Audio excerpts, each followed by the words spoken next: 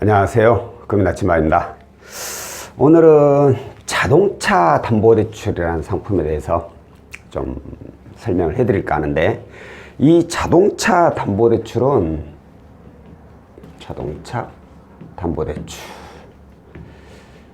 이 상품은 본인 또는 공동명의, 본인하고 어떤 다른 공동명의의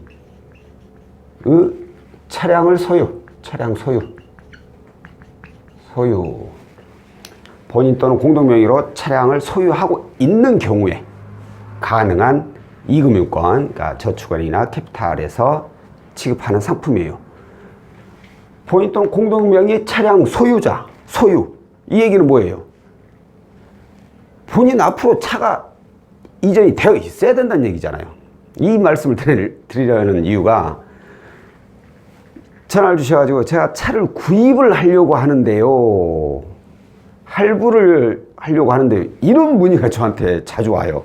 그래서 제가 이걸 계속해서 몇 번 강조를 한 건데, 반드시 본인 소유에 있는 차에 한해서만 가능한 상품인데, 자, 차의 경우에는 보통 우리가 뭐 현금 주고, 전액 현금 주고 사는 경우가 있고, 그리고 할부를 이용해서 사는 경우가 있죠. 뭐 현금으로 주고 사면야 뭐 최고 좋죠. 최고. 이렇게 차 한번 사봤으면 좋겠어. 할부 내려면 징그러 죽겠어요. 자, 그런데 이게 쉽습니까? 어디 현금 주고 산다는 게 어쩔 수 없이 이제 할부를 이용하게 되죠. 자, 이 할부를 이용하게 되면 할부사에서 이제 할부를 이용하게 되죠. 이게 무슨 뜻이냐면, 이 차는 내가 할부를 이용했을 때 해당 할부사에서 그 차에 대한 그 차값을 먼저 그 자동차 회사에다가 자기네들이 먼저 주고, 그리고 할부사에서는 저한테 매달 할부로 해서 몇 년간 계약해가지고 그 금액을 이제 납부하는 방식이죠. 거기다 자기네들이 이자 붙여가지고 그 이자 따먹게 하는 거죠. 자, 이렇게 하는 경우에 이 할부사에서는 해당 차량의 설정이란 걸 합니다. 설정. 이게 무슨 얘기냐면, 쉽게 비교를 하자면, 우리가 예를 들어서 집을 하나 사잖아요. 집을 사면은 아파트에서 은행에서 대출 받잖아요. 담보대출. 그래가지고 집을 사잖아요, 보통. 그럼 해당 은행에서 그 집의 근저당 설정이란 걸 합니다. 일반적으로 보통 120%만이 원금, 그러니까 1억을 빌렸다면 1억에 120%, 1200만 원을 설정을 이렇게 해요. 왜냐면은 혹시라도 돈 빌려줬는데 그 돈을 못 갚으면은 아파트를 압류를 해서 경매를 넘겨야 될 거 아니에요. 근데 120% 설정하는 이유는 뭐냐면은, 만약에 1억을 빌려줬는데 단 한 푼도 안 갚아버렸어. 그러면 그동안 또 이자가 쌓일 거 아니에요. 그리고 자기네들이 뭐뭐 하고 그 경비 들어갈 거 아닙니까? 압류하고 뭐 경매하고, 그런 것 때문에 여유 있게 120% 잡아놓은 거고, 이 차도 마찬가지예요. 설정이라는 걸 해당 차에 하는데, 근데 여기는 이 아파트하고 이 주택하고는 달라요. 설정하는 금액이. 이 설정은 최대 100%까지 설정을 합니다. 그러니까 예를 들어서 할부를 내가 차를 5천만 원짜리 차를 샀어. 근데 돈이 없어서 5천만 원 다 할부로 끊었어. 그럼 이 할부사에서는 해당 차에 최대 5천만 원까지 설정을 하게 돼 있어요. 그런데 이게 설정하는 게 이 주택하고는 다르듯이, 제가 최대 100%라고 했잖아요. 최대라는 것은 곧 그 밑으로도 있다는 얘기잖아요. 맞아요. 이 설정하는 게 개인 신용 또는 소득, 그리고 또는 부채 비율, 이런 저런 여러 가지 등을 따져가지고 아예 설정 없이, 설정 하나도 안 하고 그냥 할부를 끊어주는 분이 있는가 반면에 신용이 좀 안 좋고 소득도 별로 없고 그러면 100% 다 설정이 되는 그런 분도 있어요. 그러니까 5천만 원인데 어떤 분은 신용이 안 좋고 소득도 별로 없고 뭐 부채도 많고 그러면 5천만 원 전액 다 그냥 해당 차에다 설정을 해버려. 근데 어떤 분은 소득도 있고 신용도 좋고 부채도 별로 없어. 할부사에 봤어. 이 사람은 뭐 따로 설정 안 해도 돈 잘 갚았는데? 그런 경우에는 아예 그냥 설정을 안 하거나, 아니면 그 5천만 원에 대한 뭐 10%, 500만 원만 설정하거나 20%, 1000만 원만 설정하거나, 이런 식으로 설정하는 금액이 개개인마다 다 조금씩 다릅니다. 자, 이게 이제 오늘 제가 안내해 드릴 내용이에요. 할부차 담보대출. 이렇게 할부사에서 설정이라는 것을 하는데, 만약에 차 시세가 아까 말씀드린 5천이요, 차가. 근데 그 설정이 또 똑같이 5천 있어. 이건 무슨 뜻이에요? 이 차로 5천 설정이 돼 있으면 만약에 이 차주가 돈을 못 갚는다. 그러면 해당 할부사에서 차에다 5천만 원 다 설정해 놨으니까 이걸 압류를 해서 공매 처분해서 5천만 원까지는, 최대 5천만 원까지 자기네들이 챙겨갈 수 있다라는 뜻이에요.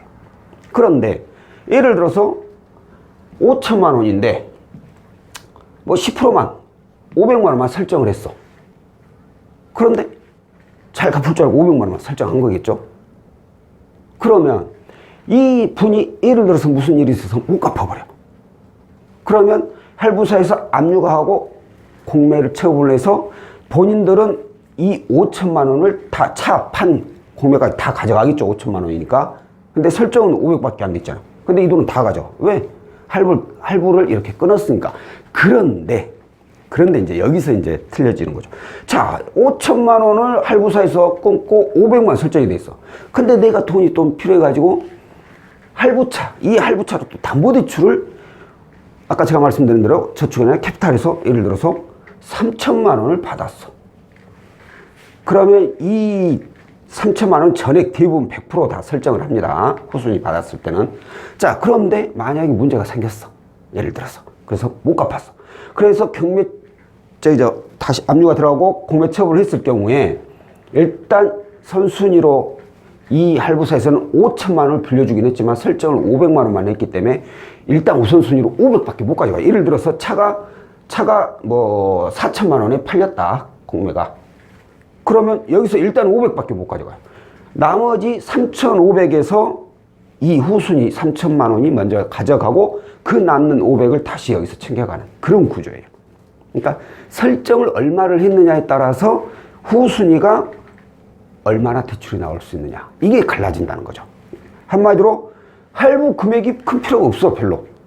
할부 금액은 얼마가 잔액이 남아있더라도 필요가 없어. 이 설정한 금액이 과연 얼마가 되느냐. 내 차량 시세 대비 설정 금액이 얼마이냐에 따라서 내가 이 차량으로 후순위로 또 담보대출을 이용할 수 있느냐 없느냐, 그리고 만약에 이용이 가능하다면 얼마까지 이용을 할 수 있느냐, 이걸 알 수가 있는 거죠. 그러니까 예를 들어서 이 차 시세가 지금 현재 5천이에요. 5천인데 선순위로 할부사를 이용해서 할부를 끊었는데 500만 원만 설정이 돼 있으면, 5천만 원인데 500만 원만 설정돼 있으면 나머지 4,500이 되잖아요. 이 4,500 정도는 이용을 할 수가 있다. 이거예요. 여기서 플러스 마이너스 한 20% 정도까지는 예상을 할 수 있어요. 신용 상태에 따라서, 아니면 소득에 따라서, 아니면 부채 비율에 따라서. 그러니까 뭐 최저 80%까지는 이용을 할 수가 있다는 거죠. 대출이 만약 가능만 하다면. 근데 어떤 분은 신용도 좋고 대출도 별로 없고 소득도 있고, 그러면 4,500까지 가능한데 거기에다가 플러스 이 신용이라는 게 붙어가지고 4,500이 아니라 뭐 5,000, 6,000 이렇게 나오는 경우도 있어요. 불과 며칠 전인가 그랬어요. 차 시세가 제 기억에 1,000만 원인가 됐나? 근데 대출이 3,000만 원이 나와버렸어.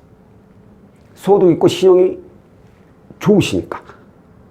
이렇게 신용까지 좋고 소득이 있어버리면 거기 차량 시세에 대해서 플러스 해가지고 추가로 더 나옵니다.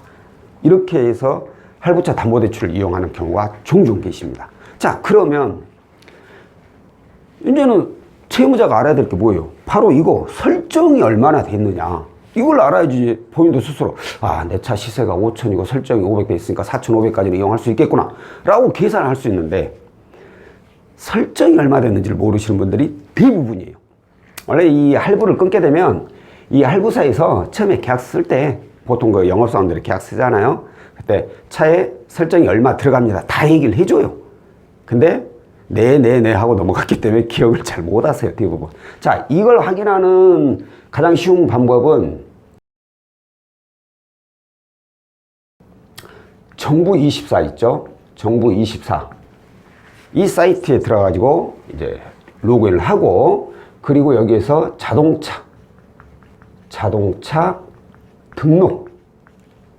등록이라는 게 있어요. 이거 클릭하고 나서 을부. 갑부는 내 차가 뭔 차고 언제 나왔고 이런저런 차량이다. 이 차에 대한 내용이 나와 있어요. 을부는 이 차로 인해서 이제 대출이 있느냐, 딱지가 있느냐, 압류가 있느냐, 이런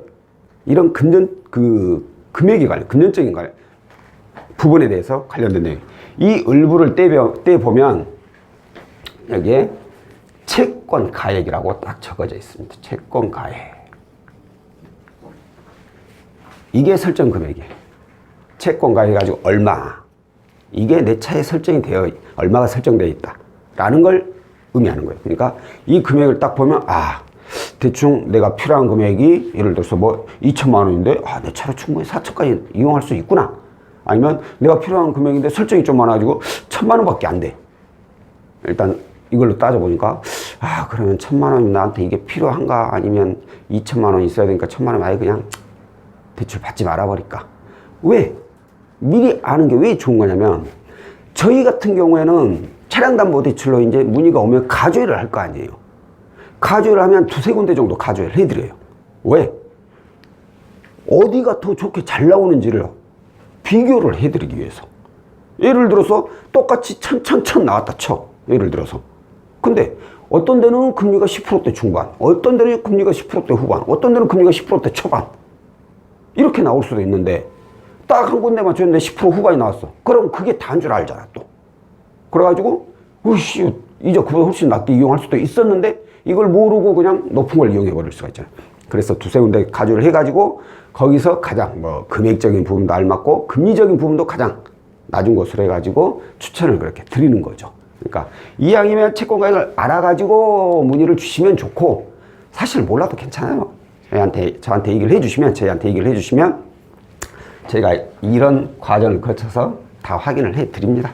그러니까 이 부분을 본인들이 이제 채무자분들이 체크를 미리 해 주시면 더 좋다라는 얘기고, 자, 오늘은 할부차 담보대출. 그러니까 차량을 할부로 구입했을 경우에 해당 할부사에서 설정을 얼마를 하느냐에 따라서 차량 시세 대비 설정 금액 얼마를 하느냐에 따라서 가는 금액을 유출을 해볼 수 있다라는 내용에 대해서 안내를 해드렸고요.